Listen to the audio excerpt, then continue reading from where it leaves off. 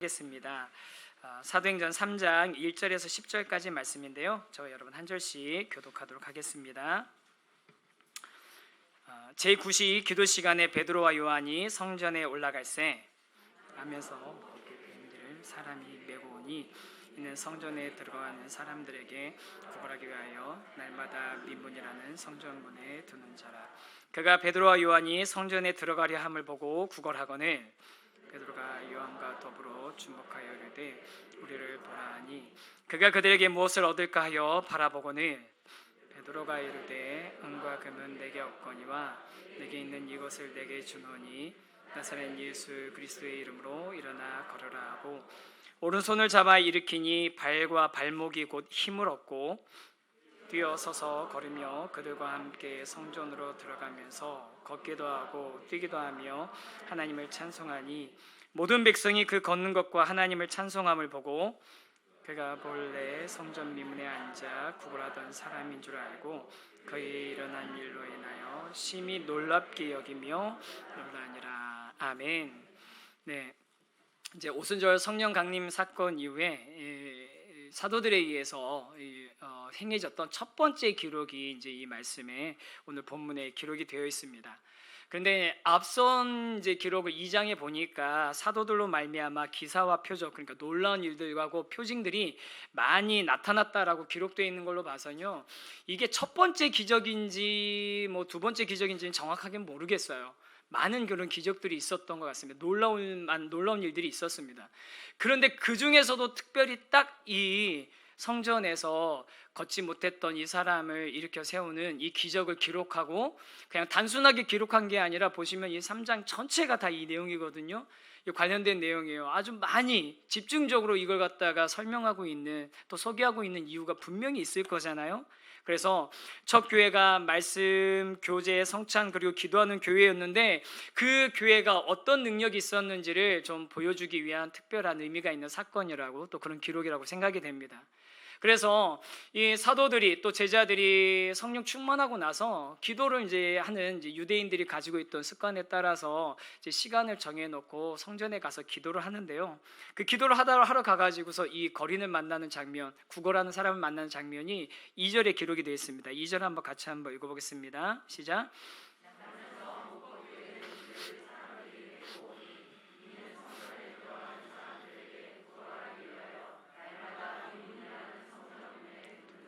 네, 이 이제 구걸하는 이 사람에 대해서 설명합니다. 나면서부터 걷지 못하는 자였고요. 구걸하는 위치는 어디였냐면은 성전 미문. 미문이라는 거 아름다운 문입니다. 그래서 ESV 성경에 보면 뷰티풀 게이트, 뷰티풀 거리 아니라 뷰티풀 게이트, 네, 뷰티풀 게이트. 그러니까 그래서 그럼 이게 왜 뷰티풀 게이트냐, 왜 아름다운 미문이냐라고 찾아보니까 되게 그 화려한 문이었대요. 성전에 들어가는 문이 여러 개가 있었는데 그 중에서도 좀 청동으로 만들어 가지고서 네, 그렇습니다. 네, 그렇습니다. 그래서 청동으로 이렇게 만들고 은하고 금으로 이렇게 칠해져 있는, 은하고 금으로 이렇게 화려하게 장식해 놓는 그런 문이었다는 거예요. 이 문이. 그래서 이 화려하고 사람들이 많이 드나드는 그런 문이었습니다. 아마 뭐 제사장들만 들어가는 문도 있었을 거고요, 유대인들만 들어가는 문들도 있었을 텐데 이 문은 그냥 모두가 드러다닐 수 있는, 사람들이 많이 다니고 그리고 아름답고 화려한 문이었어요. 거기에서 이제 앉아서 이제 구걸을 하는 거죠. 자기가 온 게 아니라 사람들이 데려다 줬으니까 이왕 구걸할 거면 목 좋은 데서 해라. 그렇죠. 사람들이 많이 오니까 목 좋은 데서 하라고 이렇게 데려다 준 거 아니겠습니까? 그래서 이렇게 구걸하는 이제 그 자리에서 구걸을 하는데요. 이제 구걸하는 사람들의 마음이 어떨까 아마 다 다를 테지만, 예전에 제가 방글라데시 선교회 갔을 때 그때 이제 구걸하는 사람들을 만난 적이 있습니다.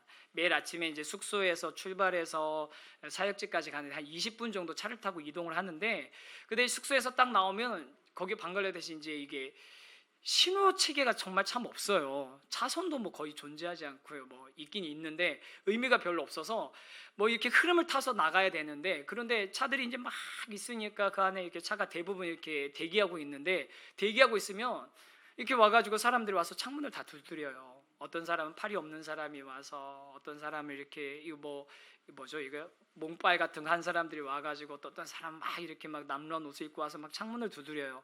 두드리면서 좀 달라고. 그러니까 저희는 이제 처음에는 이제 그 아침에 이렇게 두드림 당하니까 와, 우리는 선교하러 갔잖아요. 한 영혼이 얼마나 귀한데. 그래서 이 영혼한테 뭐라도 줘야 되는 거 아니냐고 선교사님 뭐라도 어떻게 줘야 되는 거 아니냐고, 뭐 우리 가지고 있는 거 뭐 동전이라도 좀 아니면 뭐 지폐라도 하나라도 줘야 되는 거 아니냐 그랬더니 선교사님이 안 된다고, 하지 말라고 딱 잘라서 얘기하시는 거예요. 그래서 왜 그러시냐고 그랬더니 이 사람들의 세계관 안에서는 어떻게 되냐면 이 땅에서 다른 사람들이 어렵고 가난한 사람들을 이렇게 도와주면 그거는 하늘에 가가지고 이제 신한테 상을 받는 일이라는 거예요. 신한테 상을 받는 일이니까 이 사람이 구걸을 하면서 어떤 마음을 가지고 하냐면, 당신이 나를 나를 도와주면, 나한테 적선을 해주면 당신이 신한테 상을 받게 될 거니까 내가 신한테 상 받을 수 있도록 도와주는 거야. 이런 마음을 가지고 구걸을 한다는 거예요. 그 표정을 잘 보면 이분들이 무표정하기도 하지만 되게 시크해요. 간절하게 구하는 게 아니에요. 시크하게 내놔라죠. 내놔라. 이거 주면 너는 가서 상 받을 거니까. 그러니까 이런 세계관을 가지고 있기 때문에 사람이 참 자기중심적이어서 이렇게 국어를 해석을 하면서 그런 세계관을 가지고 있기 때문에 이 사람들 그냥 규모 없이 도와주는 게, 그냥 도와주는 게 의미가 별로 없다는 거죠. 잘 규모 있게 잘 알려주면서, 의미를 알려주면서 도와주는 게 필요하다고, 그러면서 이제 직접 도와주지 못하게 하는데요. 그런데 이 성전의 미문에 앉아서 그 아름다운 그 문 앞에 앉아가지고 구걸하는, 태어나면서부터 걷지 못했기 때문에 40년 동안, 거의 40살이 넘었다고 됐거든요. 40년 동안은 아니지만 저 뭐 한 절반만 하더라도 20년 넘게 수십 년 동안 그 자리에 앉아서 구걸하고 있던 사람, 어떤 사람이었을까요? 이 사람은 종교에 기대어 있지만 소망이 없는 그런 인생이었습니다. 우리가 주목해 봐야 되는 건 뭐냐면 이 사람이 어디서 구걸하고 있는가예요. 성전의 미문에 앉아서 구걸하고 있었다라고 기록이 돼 있잖아요. 여러분, 성전이 뭡니까? 이스라엘 사람들이 종교의 중심 아닙니까? 솔로몬이 성전을 지은 이후로부터 성전은 하나님의 임재를 상징하는 곳이었고, 또 그리고 그 성전 안에서 정말 하나님의 영광이 나타나기도 하고, 성전을 통해서 제사도 드리고, 또 이스라엘 민족들이 하나님의 뜻을 묻기도 하고 하는 그런 일들이 성전에 계속 있었는데, 그런데 그런 성전의 모습이 계속 유지됐습니까? 그러지 않죠. 그러다가 예수님 시절에 보면 성전이 여러 번 드러나긴 하는데 거기서 종교적인 활동은 있어요. 말씀도 뭐 가르치기도 하고 뭐 제사도 드리고 했겠죠. 절기들도 지키고. 그런데 예수님 당시에 성전을 보니까 이 성전에서 하나님의 영광이나 하나님의 임재가 나타나는 모습을 그렇게 별로 찾아볼 수가 없어요. 오히려 의식이나 종교나 또 그 종교를 이용해서 자기 기득권을 유지하려고 했던, 정치적이든 종교적이든 그 자기의 세력을 유지하려고 했던 사람들이 그 성전을 중심으로 모여 있는 게 많이 발견이 되죠. 그 당시에 대제사장들은 어떤 사람이었는지 아십니까? 원래 대제사장들은 어떤 사람이 돼야 되는 거죠? 레위 지파에서 그 지파의 혈통에 따라서 돼야 되는데 이 당시에는 아니에요. 혈통과 상관없이 돈이 있는, 재력이 있는 유력한 집안들이 그 대제사장의 직분을 삽니다. 그리고 그 직분을 가지고서 자기 집안들이 계속 그냥 가지고 이렇게 대물림해서 사용했어요. 제사장의 직분도 그랬습니다. 또 어떤 모습이 있었습니까?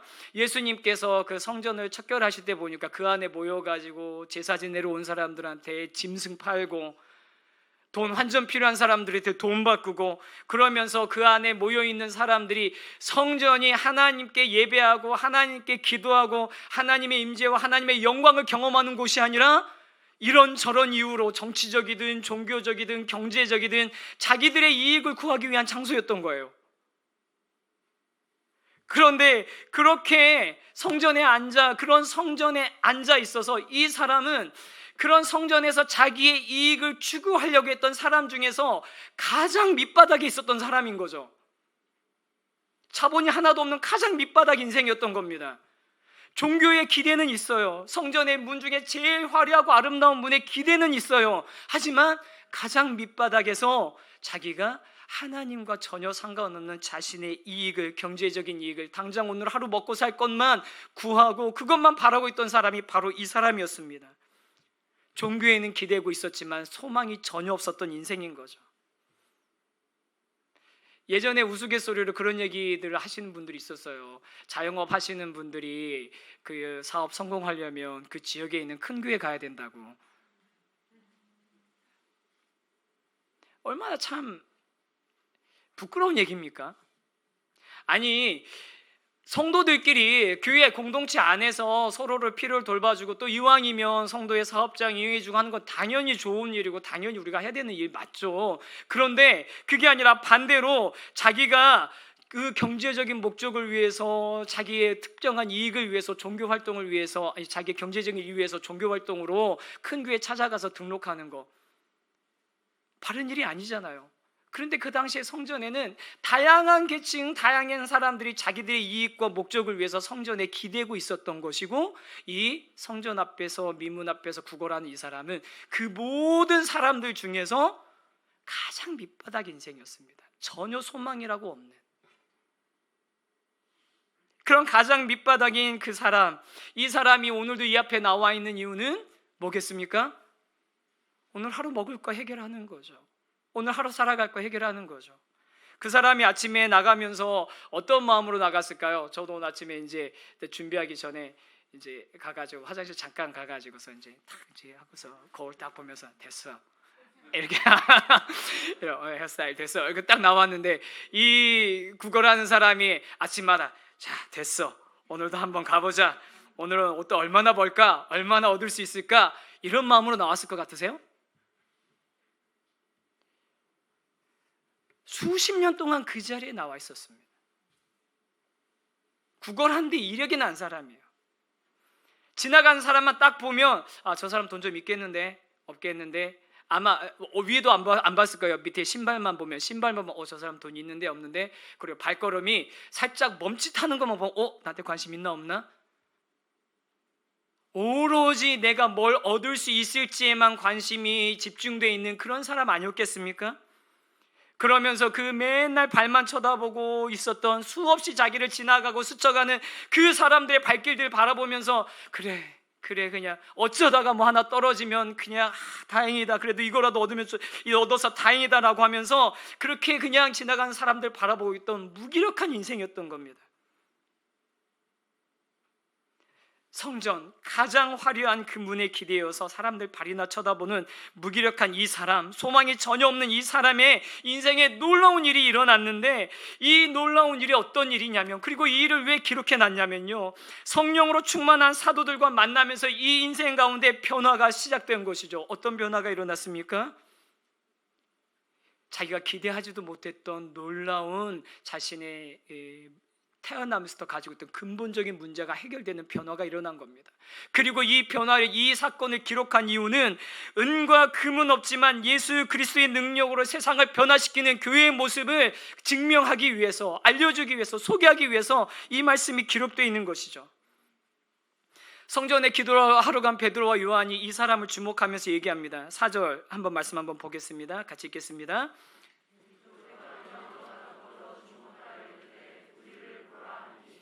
영적으로 무기력하고 아무런 소망 없는 그 인생을 주목했습니다. 그가 뭘 원하는지 이 베드로와 요한 분명히 알고 있었죠. 뭘 원하는지 왜 모르겠습니까? 그리고 베드로와 요한은 알았습니다. 이 사람한테 진짜로 필요한 게 뭔지. 이 베드로와 요한의 모습에서 우리는 예수님의 모습을 발견하게 됩니다. 초대교회 우리 사도의 모습에서 예수님의 모습을 발견합니다. 예수님, 단순히 눈에 보이는 사람들의 질병 문제를 해결해 주시는 것이 아니라 한 사람 한 사람의 영혼을 소중하게 여기시고 불쌍히 여기시고 그 사람이 가지고 있는 진짜 그 중심에 있는 인생의 문제를 아시고 그 문제를 해결해 주신 분이 예수님이시잖아요. 이 베드로와 요한이 그런 눈으로 이 성전 미문에 앉아있는 거린을 바라보는 거예요. 오랜 무기력과 절망 가운데 빠져있던 이 사람을 자세하게 보면서 그 사람에게 진짜 필요한 게 뭔지 알았습니다. 이 얘기는 오늘 이렇게 간단하게 넘어갈 건데요. 그런데 여기서 하나 우리가 생각해야 될 건 뭐냐면, 우리 사랑하는 세우신교회 성도 여러분, 우리가 이렇게 예수님의 눈으로, 우리 베드로와 요한과 같은 눈으로 세상을, 우리 주변에 있는 사람들을 자세히 볼 수 있는 그런 교회 되기를 원합니다. 자세히 보지 않고 그냥 스쳐 지나가는, 늘 그냥 있는 것처럼 지나가면 우리 주변에 주님의 손길이 필요하고 주님의 회복이 필요한 그 사람들을 우리가 발견할 수 없습니다.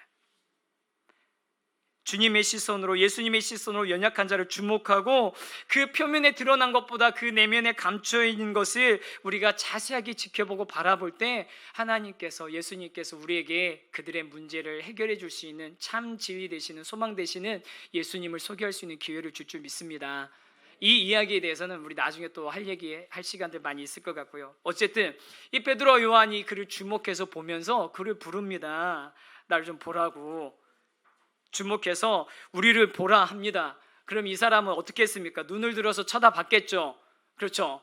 쳐다보고 나서 이 사람의 반응이 어땠을 것 같으세요? 네? 어땠을 것 같으세요? 상상을 한번 해보세요. 수십 년 동안 이 일을 한 사람이, 이 사람 프로예요, 프로. 진짜 프로라니까요. 사람만 딱 보면 저 사람이 돈이 있는지 없는지 봤어요. 베드로와 요한 있어 보일까요? 없어 보일까요? 없어 보이죠. 그렇잖아요. 자기 고향은 갈릴리인데 지금 예루살렘 와서 몇십 일째 지금 체류하고 있는 거죠. 남의 집에서 지금 몇십 일째 체류하고 있는데 딱 보니까 없어 보이잖아요. 아마 그 눈에서 실망하는 표정이 아마 싹 나왔을 거예요. 뭐야? 당연히 나왔겠죠. 그런 그를 향해서 베드로가 뭐라고 합니까? 저 사람이 은이 얼마나 있는지, 저 사람이 금이 얼마나 있는지 파악하고 싶었던 그 사람에게서, 그 실망한 눈에서, 이거 대본에 없는 건데 여러분, 이런 거 얘기하면 안 되는데, 옛날에 그 용산에 가면, 죄송합니다, 혹시 관련된 업계에 계신 분들은 제가 좀 이렇게 약간 설명해도 죄송합니다, 이해해 주십시오. 용팔이라고 있습니다. 용팔이가 뭐냐면요, 뭘 사러 오든지 그 사람이 살려고 했던 것이 아니라 자기가 팔고 싶은 걸 파는 사람들이에요. 그런 특별한 능력을 가진 분들이에요. 근데 그분들이 가지고 있는 특별한 능력 중에 또 하나가 뭐냐면, 저 사람이 오늘 얼마까지 쓸 수 있고 통장에 얼마 있는지를 엄청 잘 간파해요. 그래서 제가 신대원 가가지고 첫 번째 노트북 사러 가려고 막 사례비 막 보고 막 용돈 모아가지고서 200만 원 딱 가져갔는데, 용산에 그때 처음으로 이제 맥을 샀거든요. 근데 180 얼마인가? 사기를 산 거예요. 그걸 사고 나서도 10몇만 원 남았다 이렇게 생각하고, 교육전도사 시절이니까 그거 가지고 또 어떻게 써야지 이렇게 생각하고 있는데, 다 결제하고 나보니까 200만 원 다 결제하고 있더라고요.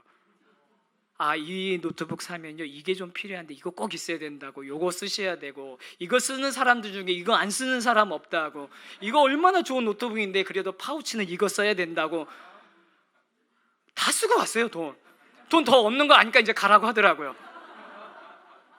돈 더 없는 거 아니까 이제 가라고 하는 거예요.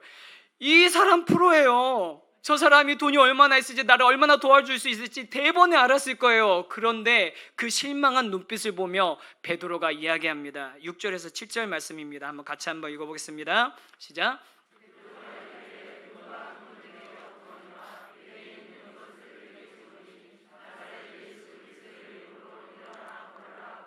오른손을 잡아 일으키니 발과 발목이 곧 힘을 얻고.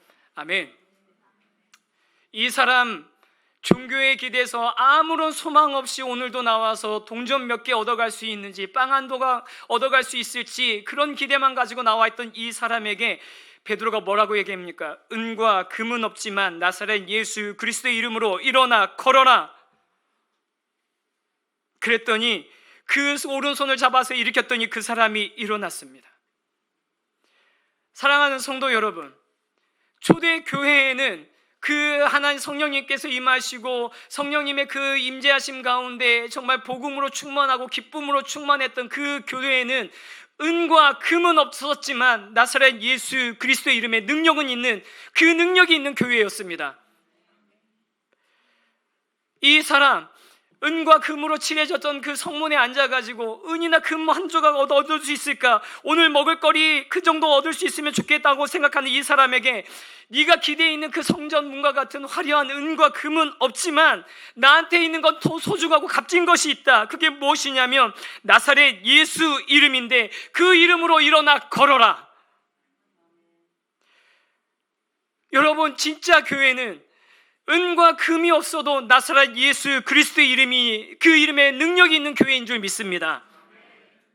사랑하는 성도 여러분, 초대교회가 나사렛 예수 그리스도의 이름에 능력이 있었던 것처럼 우리 세우신 교회도 은과 금이 아니라 나사렛 예수 그리스도의 이름에 권능이 있는, 그 이름에 능력이 있는 교회가 되기를 소망합니다.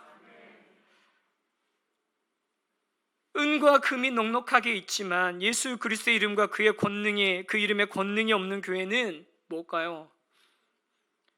비즈니스죠. 종교 비즈니스죠.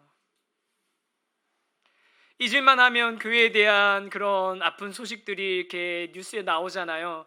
그럼 그 뉴스들에 보면 막 댓글들이 엄청 달립니다. 막 댓글 달리는데 요즘은 이제 그거 봐도 놀라지도 않아요. 그냥 다 이게 그냥 요즘 우리 한국 사회 사람들의 기독교에 대한 인식이지 막 그러면서 언제 바뀌나 이런 생각으로 이렇게 보고 있는데, 그러다가 최근에 어떤 하나의 기사가, 비슷한 기사가 있어서 밑에 쭉 보는데 새로운 게 하나 봤어요. 뭐라고 하냐면은 목사는 해놓고서 목회 사업가.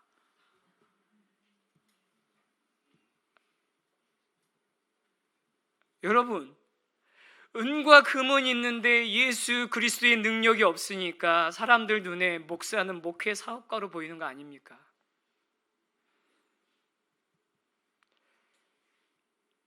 은과 금은 있는데 예수 그리스도의 이름에 능력이 없으니까 사람들이 교회 볼 때 교회가 돈만 밝히고, 교회가 사는 성도들의 주머니 털어가지고 성직자라고 불리는 사람들이 호의호식하는 그런 이상한 사회의 근심거리가 되는 그런 조직으로 보이는 거 아닙니까? 예수 그리스도의 능력이 없는 그런 교회는 종교 비즈니스입니다. 성전 미문에 앉아있는, 나면서부터 걷지 못했던 그 사람이 그냥 기대에 있는 은과 금으로 칠해져 있는 종교일 뿐입니다. 그런데 여러분, 은과 금이 없어도 예수 그리스도의 이름에 능력이 있는 교회는 세상을 변화시킬 수 있는 권능, 힘, 능력이 있는 교회인 줄 믿습니다. 저와 여러분이 꿈꾸는 교회는, 우리 세우신 교회는 그런 교회가 되기를 원합니다. 은과 금이 있다면, 주어진다면 그 은과 금을 예수 그리스도의 이름을 증거하는 데 사용하고, 예수 그리스도의 이름이 나타나는 데 사용하고, 예수 그리스도의 이름을 위해서 사용할 수 있는 그런 교회가 되기를 소망합니다. 그래서 사랑하는 성도 여러분, 오늘은 우리가 두 가지 방향으로 기도를 좀 했으면 좋겠어요. 뭐냐면요, 하나는 하나님의 능력, 성령님의 능력이 임하는 그런 교회가 되기를 소망하면서, 우리 첫 번째는 우리 세우신 교회가 우리 성도님 한 사람 한 사람이 은과 금이 없어도 나사렛 예수 그리스도의 뜨거운 심장을 가진 교회, 예수 그리스도의 십자가의 보혈의 능력을 가진 교회, 예수 그리스도의 복음의 능력과 그 확신을 가진 교회가 되기를 소망합니다. 우리 시간은 오늘 기도할 때 하나님, 우리 교회가 그런 하나님의 능력을, 예수 그리스도의 이름의 능력을 소유한 교회 되게 하여 주시옵소서. 하나님, 우리가 은과 금은 있지만 그리스도의 이름이 능력이 없는 그런 종교 장사꾼이 아니라, 은과 금은 없어도 예수 그리스도의 이름의 능력은 있는 그런 교회 되게 하여 주시옵소서. 그게 우리가 오늘 붙잡고 기도해야 될 중요한 하나의 기둥입니다. 그런데 여러분, 우리가 또 한 가지 기도해야 될 게 있습니다.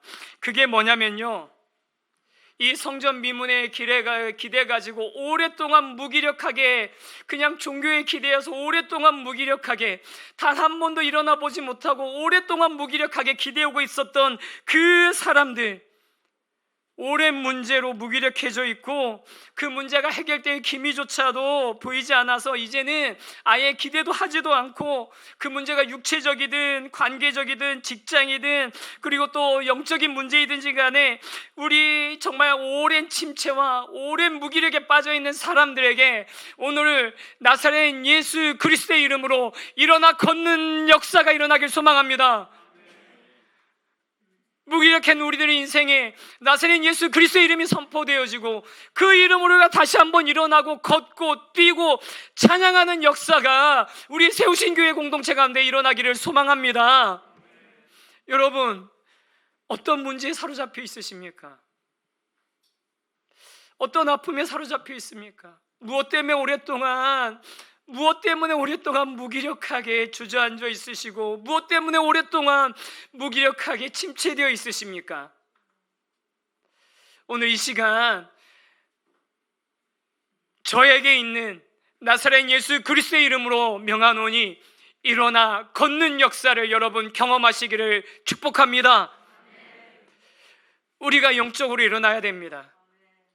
우리가 다시 성전 문에 기대어 있는 것이 아니라 일어나서 뛰고 찬양하며 성전 안으로 들어가 하나님을 높여드리고 하나님의 그 일하심을 우리가 먼저 맛보고 그 하나님의 역사를 우리가 먼저 경험하고 그 하나님이 주시는 기쁨과 자유를 풍성하게 누리는 그런 우리 교회가 되기를 소망합니다. 그래서 혹시 오랫동안 영적인 침체 문제를 가지고 있으신 분들이 있으시면 오늘 주님 앞에서 그 문제 해결받고 돌아가시기를 소망합니다.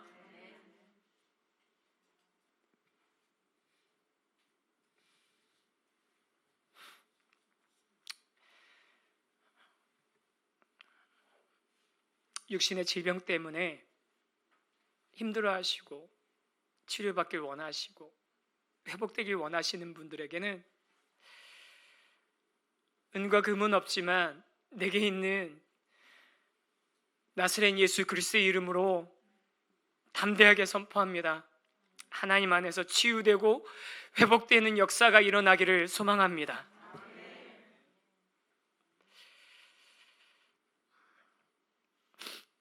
참 목사로서 제가 성도님들에게 죄송한 순간이 이 순간이에요. 저에게 분명히 나사렛 예수 그리스도의 능력이 있고 예수님의 이름에 그 힘의 소망이 있는데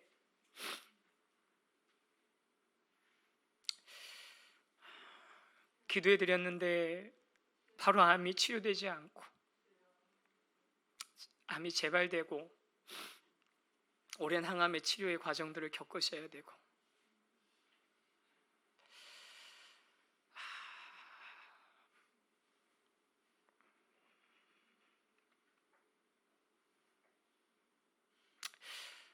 그런데 여러분 저에게는 그 능력이 없습니다. 그런데 우리 나사렛 예수 그리스도의 이름에는 그 능력이 있는 줄 믿습니다. 저에게는 없습니다. 아닙니다. 저에게는 그 예수님이 있습니다. 그리고 그 예수님의 이름에 능력이 있습니다. 그 예수님께서 여러분의 삶의 다양한 종류의 문제, 여러분 삶을 짓누르고 있는 다양한 그 삶의 무게들 가운데 하나님의 진정한 자유와 회복을 허락해 주실 것을 믿고 소망합니다. 그래서 오늘 우리가 말씀드린 것처럼 두 가지 방향으로 우리 기도할 때 첫 번째는 우리 교회가 은과 금이 아니라 예수 그리스도의 이름의 능력을 경험하는 교회 되게 하여 주시옵소서. 그 예수 그리스도의 이름을 가지고 그 권능을 가진 교회 되게 하여 주시옵소서. 그리고 또 하나의 기도의 방향은 오랫동안 나를 짓누르고 있는 나의 인생의 문제가 나사렛 예수 그리스도의 이름으로 해결되어지고 일어나고 걷고 뛰고 찬양하는 회복의 역사가 일어나게 하여 주시옵소서. 우리 이 두 가지 방향을 가지고 함께 기도할 텐데요, 우리 힘차게 우리 함께 찬양하면서 기도했으면 좋겠습니다. 우리 오늘 우리 이 모임 가운데 주님의 영광, 주님의 능력, 성령님의 충만한 은혜가 있기를 사모하면서 주님의 영광 나타나셨네.